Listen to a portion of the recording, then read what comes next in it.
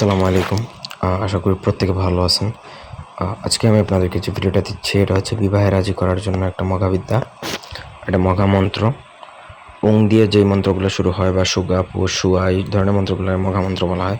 Anyway, তো বিয়েতে রাজি করার যেই মন্ত্র যেটা, এটা মূলত ধরেন আপনি কোনো ছেলেকে বিয়ে মানে প্রেম কোনো ছেলের সাথে আপনার সম্পর্ক আছে, প্রেম করতেছেন আপনারা, কিন্তু ছেলে রাজি হচ্ছে না, অথবা আপনি কোনো মেয়ের সাথে সম্পর্কে আছেন কিন্তু মেয়ে এখন বিয়ে করতে রাজি হচ্ছে না, বা মেয়ের মতিগতি ভালো না, বা ছেলের মতিগতি ভালো না, বিয়ে করতে চাচ্ছে না, তাকে রাজি করতে পারেন। আবার এই বিয়েতে রাজি করানোর মন্ত্র দ্বারা যদি আপনার বিয়েতে আপনার পরিবার রাজি হয় না, পরিবারের প্রত্যেককে রাজি করতে পারবেন।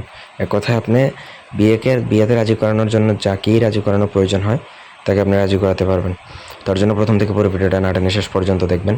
আমার চ্যানেলটা সাবস্ক্রাইব করবেন, লাইক কমেন্ট শেয়ার করবেন।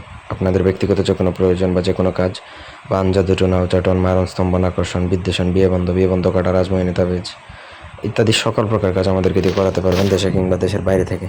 এখানে একটা মন্ত্র আছে দেখুন, উং আলেয়া শোয়া, তারপরে ফলনার দিকে ফির শোয়া। এটা 108 বার পড়তে হবে।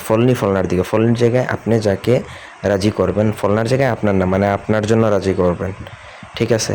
এখন ফলনি যদি কোনো মেয়েকে রাজি করতে হয় তাহলে ফলনির জায়গায় সেই মেয়ের নাম, ফলনার জায়গায় আপনার নাম। মনে করেন আপনার ফ্যামিলির আপনার বাবাকে রাজি করবেন, ফলনির জায়গায় আপনার বাবার নাম, ফলনার জায়গায় আপনার নাম, দিকে ফির শোয়া। এটা আপনার 108 বার। প্রথমত মন্ত্র আপনাকে নাম ছাড়াই 108 বার জপ করে সিদ্ধ করতে হবে। অনুমতির জন্য ভিডিওতে 10টা কমেন্ট করবেন, আমি অনুমতি দিয়ে দিব।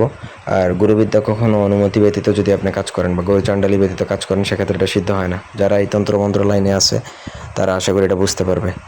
ভিডিওটা ভালো করে না দেখলে আসলে কেউ কোনো আগামাথা বুঝে না, না বুঝে কাজ করে, কাজ হয় না।